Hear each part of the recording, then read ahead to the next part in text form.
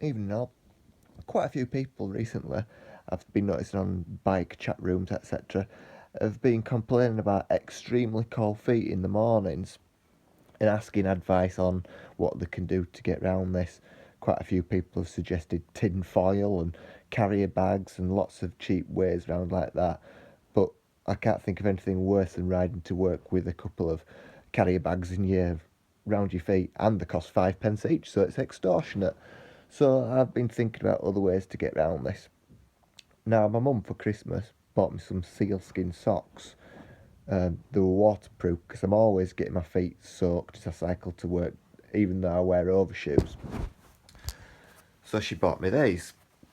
Now, these are roughly shin length sealskin socks. You can see on the inside, just like normal socks, but when you scrunch them, they've got sort of a plastic texture. Now this is because they've got a membrane between two layers of material, so no water can get in, but they're still extremely breathable. The only downside is they're not very thick. So I'm thinking, right, okay, I've got the waterproof, I've got the windproof, but how do I keep the heat in? So we also came across these. Now these are called heat keepers. You'll find them in most cheapy type socks shops. I think Primark sell them. They are rated at 2.5 togs. They're aimed primarily at people that work outside a lot. But I thought, well, we'll give them a go for cycling. So they're not bulky, they're quite thin, a bit like a thick walking sock, really. So I tried them both together, and they were quite warm, but not really as hot as I'd liked.